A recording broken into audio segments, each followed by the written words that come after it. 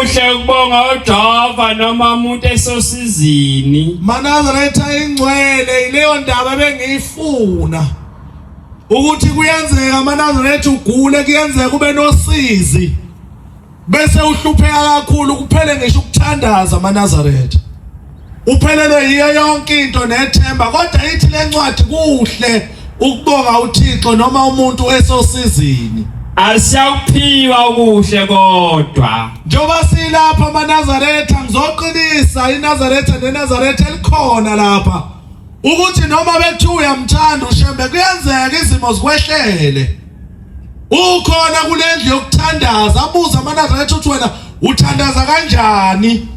Sike sabona enye insizwa ku TikTok insizwa eziyaziyo ejwayele ukuyocela onyazini enazo zonke izinto. Ithi Manazaretha thina sizingunguluza njoba kuzongena umhlangano kaJuly nize ningasiduduli ningasiphushi. Ithi kodwa thina masifika sicela uShembe ufika sinike. Ithi kodwa ngeManazaretha manicela izinto aniyitholi. Enye insizwa yabe isiphathe kabuhlungu ngalamazwi yathi kodwa Manazaretha kubhlungu uma ingunguluza siyibona uShembe eziphi izinto kodwa wena njoba kumakhaza kunje ukuthele konke ubuthongo bakho uzohlala ku23 zesifungweni kodwa uqhubeka uhlupheke. Kodwa kukhona umuntu manje ogabisa ngokuthi mina mangiguqa kuShembe Shembe afika nginike into. Shuthi mina ngikholwa kanjani? Noma mina mhlawumbe ukuthandaza kwami akufiki yini kuShembe. Ithi lensizwa Manazaretha kubhlungu ukuze umuntu ekhuluma kanje ukuthi thina siyasidele siyidelile namanje size enkonzweni yeSabatha. Sizokhonza uShembe sisuka nosize emakhaya. Imizi yokhokho bethu ayakheki. Amanye Manazaretha lapha ayayinoya abamanye abukisa ngamanye. Umuntu maye nezinto qhubeka simelana uqede le ndaba kuze khona indaba engiyakuyo. Kodwa siyawuvivinya ngezimhlungu. Ithi lencwadi lena siyakuvivinya Manazaretha wazi ukuthi noma umthanda uShembe kodwa ngelinye ilanga nawe uyovivinya ngesivivinyo ebusibhlungu. Kubhlungu Manazaretha kuba sosizini ushaya u6 ubone nokuthi ukuthandaza Manazaretha akukusize ngalutho. Ukuze kubone ukuthi simkhonza noma sisebhlungwini. Noma bethiwa siyahlupheka Manazaretha sebhlungwini kodwa unyazi luNkulunkulu siyalithanda. Qiniselani ke nina nemnene enkosini. Nayo ke lapha engiyithanda khona ithi ngasiqiniseleke thina. Noma bethiwa ziyashaya izinto kodwa siqinisele thina simnene enkosini. Noma nisebhlungwini. Noma ngabe kuthiwa siphethwe inhloboni yobuhlungu. Kodwa size singadeli ukuze endaweni yokuthandaza sizozibika kuShembe. Nindlala inhliziyo kungathi sekuphileni. Noma bethiwa nohlungu onjani mase ufikile lapha ealtar lasekujuleni bese uyayendlala inhliziyo yakho mangcwele amen. Hluphekani ngeinhliziyo zenu kanye nabahluphekayo. Njalo insizwa asimelane Manazaretha ithi Manazaretha sozwelana Manazaretha sodabukela. Mawubona leli Nazaretha lisosize uhlupheke kanye nalo. Ungalihleki Manazaretha noma ukhona ubuke nje Manazaretha uzokhipha amazwi uyiNazaretha. Ithanye insizwa kade ikhona lapha ngiyayikhuluma le ndaba yokuthi kunabantu abacelayo silapha nobaba umshumayeli uChibi singaphandle. Iyafika lensizwa ithi Manazaretha ngizwile kumenyezelwe imemezelo lapha ethempelini lasekujuleni nami ngicela ningifake egroupini ukuze makwenziwe izinto lapha ekujuleni nami ngifake wami umnikelo. Ngitha umntamkhulu siyabonga uthi uChibi qhuma noSiphala phana isiyafika lensizwa kaThabethe kade sinayo lapha bengayifakile ingubo emhlophe. Ikhona lapha ekhaya. Ithi Manazaretha ngafika lapha ekujuleni nginosiza ngawuthola umsebenzi. Ithi saseyikhishwa imbenge lapha ekuhlala khona abahlambululi bazohlala ukuthi makwenziwe izinto lapha ekujuleni nami ngifake wami umnikelo ngibonga uThixo ngoba sengiyasebenza noma kuthiwa ngisebenzela kude koMpumalanga kodwa uShembe wangipha umsebenzi ngifike kulo muzi. Iyodwa indaba engikhumbuza njengoba kuumhlangano kaJuly ngiyengikhumbula umfundisi uGcwensa uyakhuluma indaba eyamehlela ngo1963.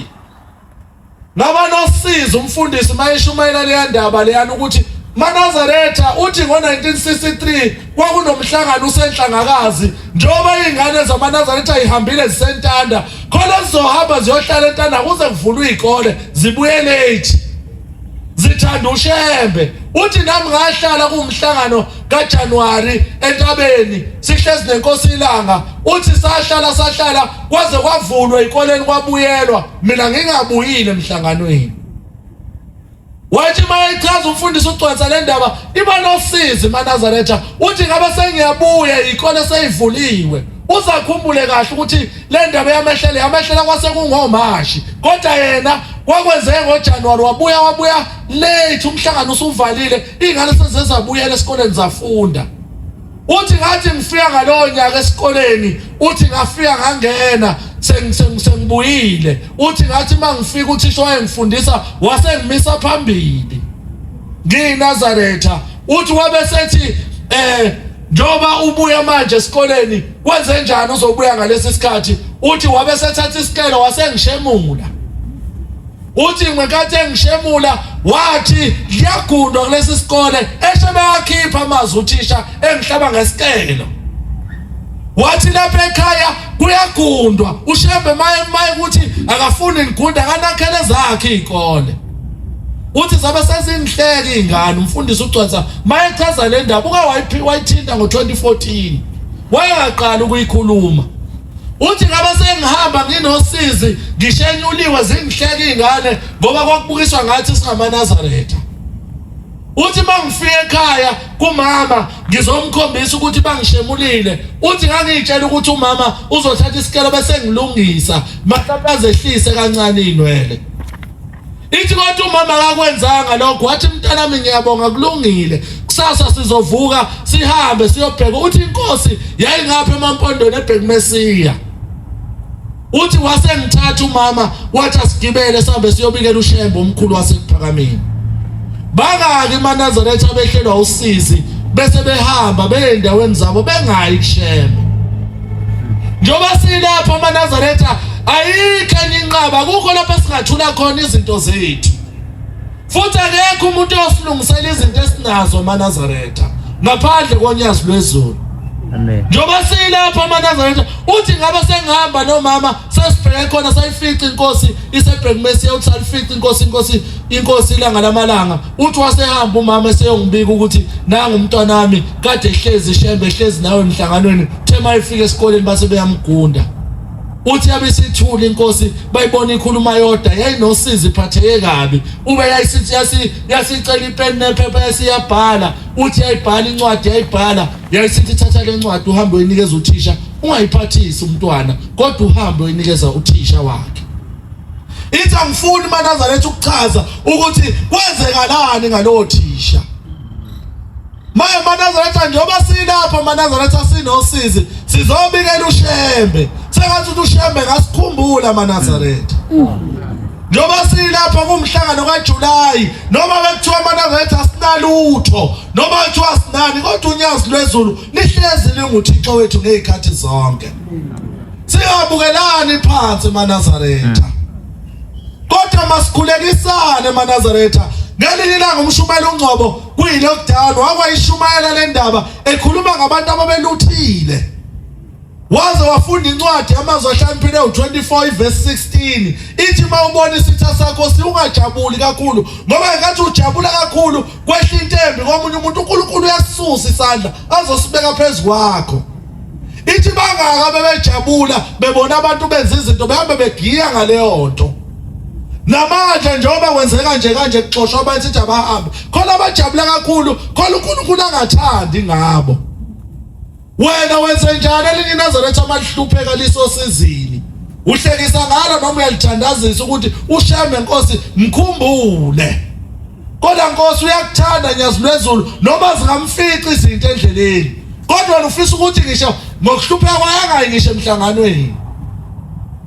Sengathi uShembe kaMaNazaretha ngasikhumbula nami siyabonga uNkulunkulu omkhulu wasebuhleni nami njengoba ngize lapha emzini ongcwele waseJuleni ngiyazicelela uNkulunkulu ukuthi akhumbule imndeni yaseKhabomama kwaKhumalo lapho ikhona akhumbule nomndeni wakithi kaMvubu ukuthi amacala enziwa abazali bethu namacala okhokho bethu njengoba bekhona ngale uShembe abakhumbula abageza abahlalise phansi njengamadoda kube uyena olungisa izinto zethu. Nathi maNazaretha nisibone siganwa nathi imisebenzi esisebenza maNazaretha nisibone sisebenza siphumelela. kungashiya ukuthi bayasebenza nje kodwa benzani imali bayenzani ngoba siphethwe usizi Manazaretha kodwa alikho elinithemba incaba yimbe asinayo ngaphandle konyasi lwezulu nathi ngelinye ilanga uShembe uzosibeka kule mpilo esifisayo noma sesibekile singabukela abanye phansi noma singinwebe ngezinto esinazo kodwa sibakhumbule ukuthi uShembe nabanolosizi namhlanje lapha ejuleni uShembe abakhumbule ziqaqeke ibopho nami ngalawo mazwi uShembe ngiphiwa inkosi wabusisi amen uJehova